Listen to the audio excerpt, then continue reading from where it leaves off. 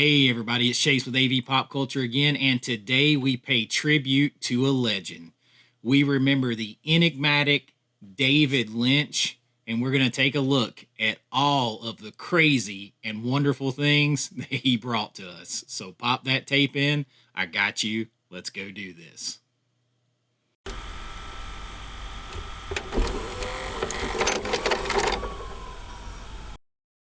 All right, so as you probably know, we have just lost David Lynch. And for me, it feels like a double loss because in some ways I just discovered him recently. And I want to clarify that a little bit. It's not like I didn't know who David Lynch was.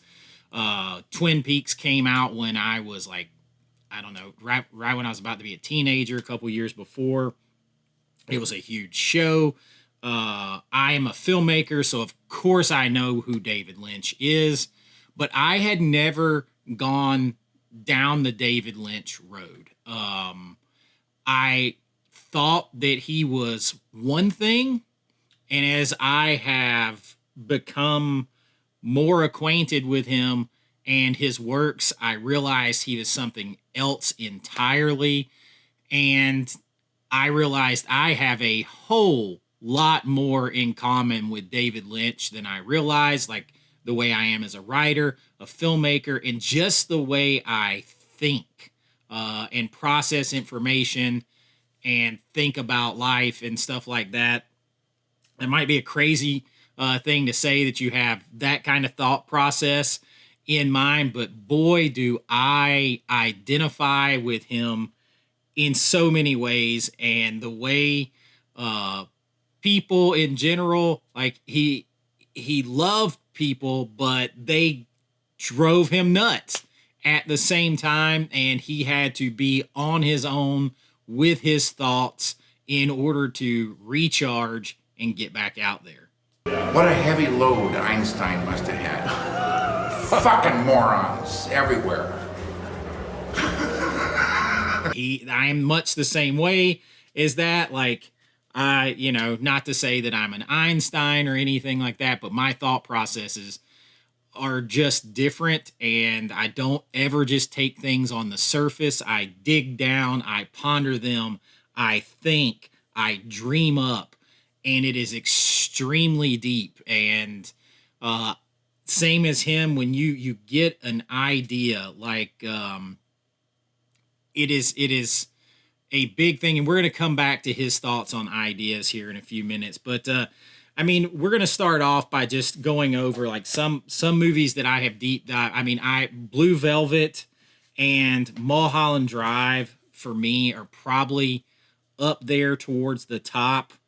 I have been back on, thanks to a great channel member, getting into Twin Peaks, the series, so I have put off the rewatch of Twin Peaks Fire Walk with Me so that I don't spoil anything. I've picked up Lost Highway, and more than anything, something that opened my eyes was David Lynch, The Art Life. Man, this is a deep look at what he thinks. But the way he operates, like I said, the way he thinks and the way he makes films, all these films are classics. Like this, Blue Velvet is a piece of cinema that is absolutely considered a classic. And I went back and forth as I watched his films really and dove in deep for them for the first time, thinking, I used to think the guy was pretentious. I was like, he's just making these films to try to be, try to be something, try too hard to make people chase their tail to figure them out, because he would never explain his movies in interviews. And then the more I watched them, the more I realized, I was like, well, maybe he actually doesn't know what he's doing as far as going into a scene and telling this story. He has a generalized, abstract bunch of ideas put together, and he wants you to figure out what they mean to you as he figures out what they mean to him. He actually, behind the scenes, he will say that he goes into scenes in movies and he has no idea what he's going to do with them. Well, just so you know, I have no ideas for Sheriff Trim's office. We're gonna have 15 people standing around, and I don't have a fucking clue what I'm gonna do. Well, you have the weekend to think about it. Yeah, That's all we're doing. I've been thinking about it for a long time, a lot longer than a weekend. So when you say, like, I don't know, like you're going into, he needs that moment to hit him. He needed that moment of inspiration to hit him. And that's what great storytellers are blessed with. Some can just get it and just write it down. And you need to always write your ideas down. But some just need little lightning bolts to come in. And when you watch his movies, that seems to be how it works for him, because there's a bunch of super cool ideas that are somewhat incoherent and put together in a very surreal way. And I think he's somewhere laughing, as he always has been, was people trying to come up with hard, fast explanations for his movies, because I don't actually think there are any. I think there is little bitty threads that mean something to him, and he puts them together in a very surreal, dreamlike way. It's almost like looking at a painting. That's what his movies are like, and an abstract impressionist type painting. So 100 people look at that painting and they come away with 100 different ideas. And that's why I think he never would explain them. He didn't want to explain them, because what he thought about them didn't matter that much to him. It's what you thought about them as a piece of art. So there is no wrong answer, I think, with his movies, and there is no real right answer. Like with Mulholland Drive, there are things that just don't go together at all. There are things that do go together. And I think that he leaves things that seemingly seem very important in his movies in different spots to try to pull you along a certain way if you want to go that way, and make them seem more important than they are. And man, that is just the mark of a crazy, wild artist. And he had no time for pretentiousness. So that was where I made a mistake. I thought the way he did these films and not telling people about them and stuff was him being pretentious. But as I dug into his movies and his life and listened to him talk, I realized he hated pretentiousness. Like me, that is one of my pet peeves. People that have to say they like certain movies so to make them feel better, or people who look down on other people who are getting into a certain movie genre because they think they know better. And I hate pretentiousness that gets wrapped up with art and movies, because it should be exactly the opposite of that. Pretension shouldn't be there. And if you have to go in, I agree with him so much. If you have to go into explaining a thesis statement about this shot meant this thing, or this shot and this sequence means and symbolizes this, that is pretentious as all get out. And I don't have time for it. And he sure as fuck didn't have time for it. And he would tell you he didn't have time for anything that was pretentious or anything that ruined the art and the creativity of filmmaking. Why do we only have 2 days? We're in stages. Why do we have to do it in 2 days? Why? I will tell you, in terms of Beverly, her availability, we have her for these 2 days, and that's it. Well, there's a lot of scenes without Beverly. There's Sheriff Trim scene. We could Ben, now this finishes Ben. That finishes Ben. So we pay him more money to keep him around. Well, I know, but the thing is, like, you know, we're not on location where we have to, you know, that we own the stages, you know. It just drives me nuts that we have to do it in 2 days. Somebody arbitrarily says you gotta do it in 2 days. That fucking really pisses me off. It really does. Well, we're always up against the fucking, I'm not working this way again, ever. This is absolutely horrible. We never get any extra shots. We never get any time to experiment. We never get to, you know, go dreamy or anything. We barely fucking make our days. I could have spent a week in the Fireman's. I love that place. And dream up all kinds of stuff. You have to respect that. He wanted to just create and see where it went, instead of trying to hammer you over the head with a message. So the more I dug into that and realized that about him, the more I loved it, the more I connected with him, and just the gruff, no nonsense way. I mean, there's a reason that Steven Spielberg picked David Lynch to play John Ford, one of the greatest directors ever, to play John Ford in The Fabelmans, which I've still not watched yet, but I've watched this clip over and over. The Fabelmans is about Steven Spielberg's life, and there's about a 4-minute scene where Lynch plays John Ford when Steven Spielberg meets him that is just gold. And as I watched it, I was like, this isn't Lynch. And Spielberg said the same thing. This isn't Lynch playing John Ford. This is Lynch being Lynch as John Ford. They tell me you want to be a picture maker. Yes, sir, I do. Why? This business, it'll rip you apart. See that painting over there? Yeah. I mean, yes. Yes, I do see it. Walk over to it. Well, what's in it? Describe it. Oh, okay. No. Where's the horizon? The horizon? It's at the bottom. That's right. Walk over to this painting. You know, they No, could be no, Indian- no, no, no. Where's the goddamn horizon? It's there. Where? At the top of the painting. All right, get over here. Now remember this. When the horizon's at the bottom, it's interesting. When the horizon's at the top, it's interesting. When the horizon's in the middle, it's boring as shit. Now, good luck to you. And get the fuck out of my office. Thank you. My pleasure. You gonna try to do a close-up on Candy still? Or do you need it? If you want to cut the time down,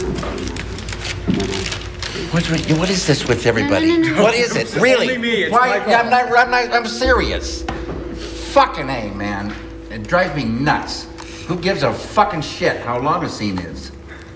Naomi came in and did not look exactly like the photograph that I had fallen in love with. It was disappointing. It was not disappointing. A little bit. It was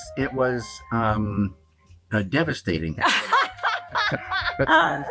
Okay, good. Get her undressed and we'll do this thing. There seems to be a growing trend in Hollywood now where there's a lot of prominent product placement. How do you, as a filmmaker, feel about this growing trend?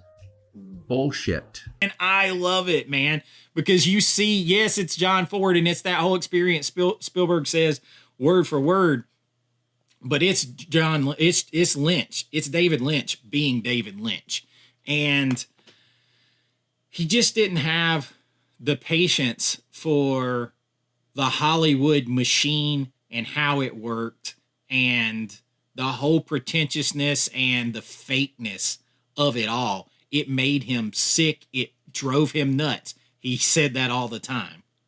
So he didn't want to just be pigeonholed into that. And this is a guy that wouldn't tell you what he thought his movies were about. He wanted you to figure it out for yourself. They might not have been about anything overall.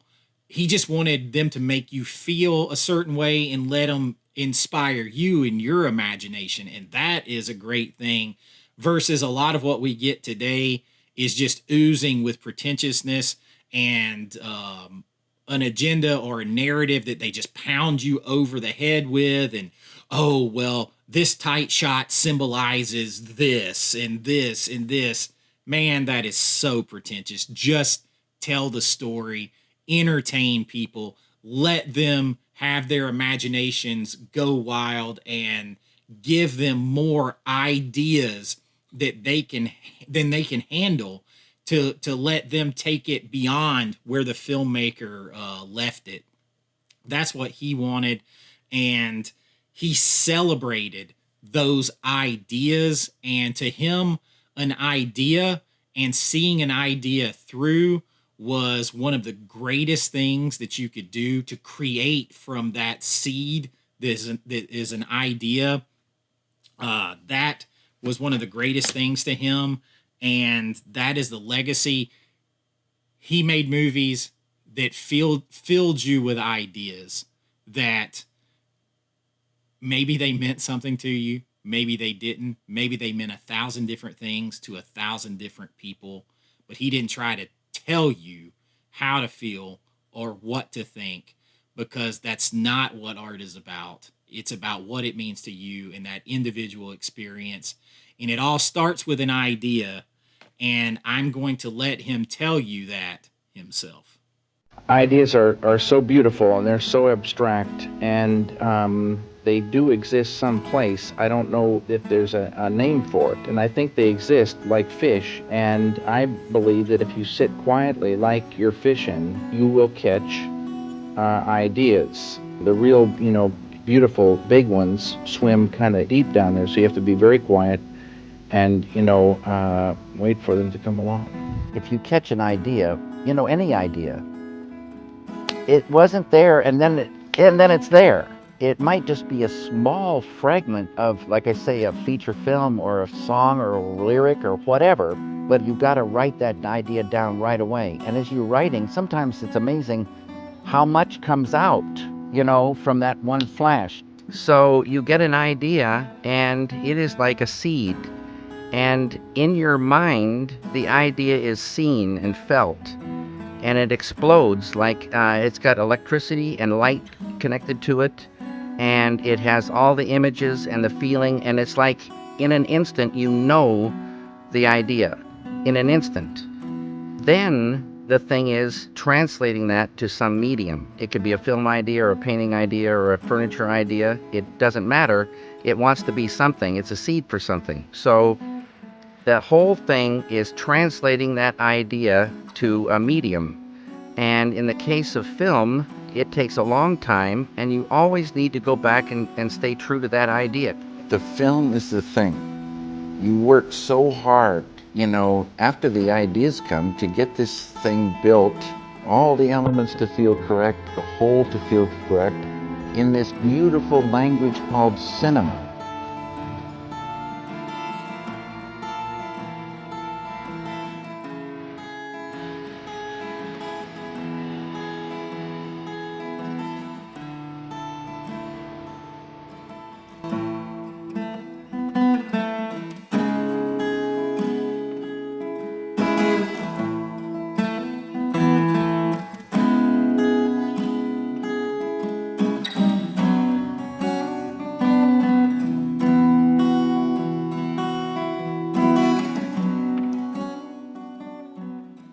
Thank you so much for sharing your stories, your weirdness, your creativity, and inspiring so many people.